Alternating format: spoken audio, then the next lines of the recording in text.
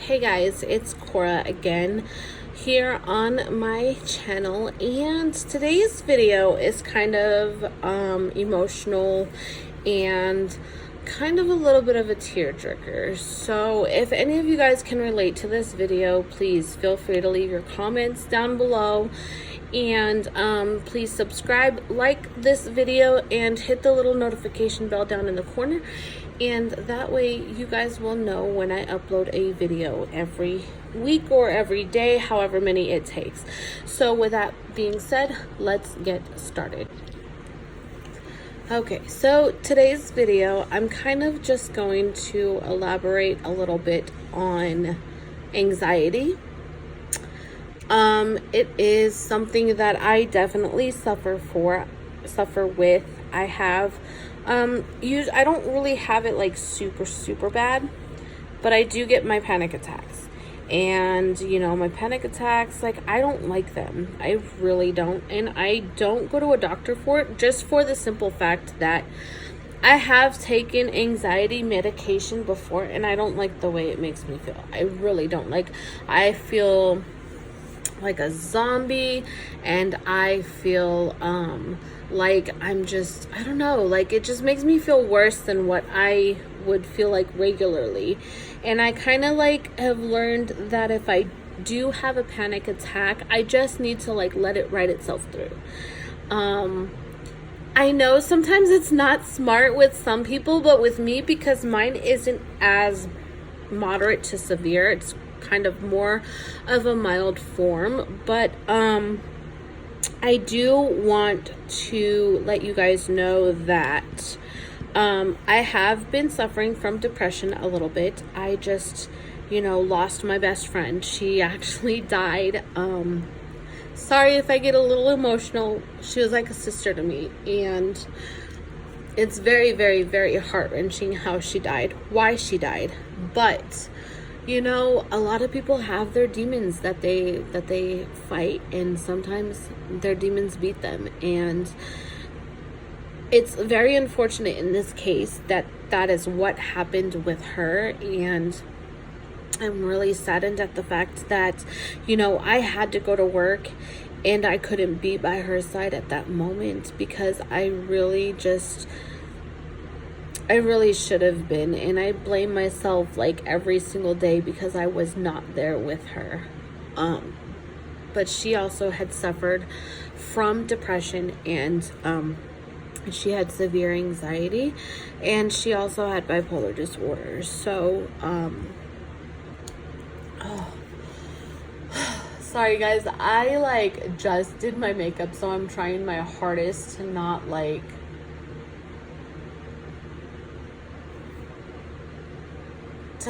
keep crying or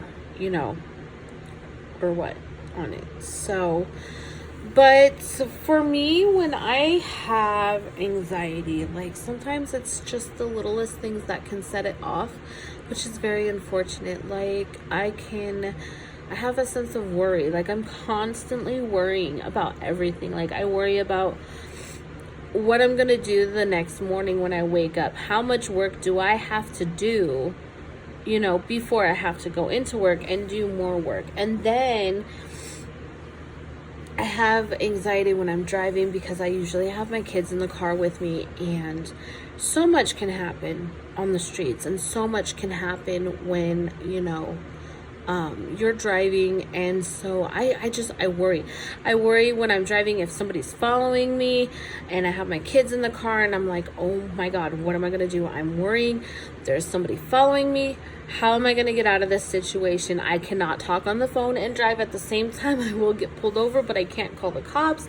So, it's kind of like one of those kind of issues, and in reality, I'm not even being followed. It's just somebody that is like happening to go in the same direction that I am, but they turn before I even turn. And so I think one of the things with anxiety is that I blow out of proportion so many things, like so many things. And the one thing that makes trying to,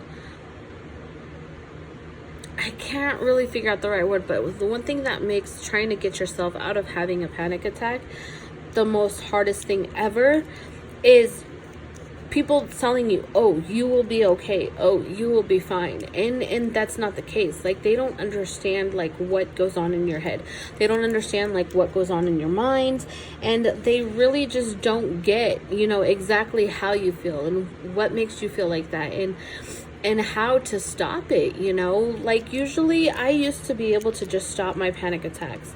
Like, I would just be able to just sit there in like a quiet room and just kind of meditate. But it's, my panic attacks have evolved to the point where I have to just be by myself. Like, it doesn't matter where I'm at. I have to be by myself in a crowded area just to be able to think.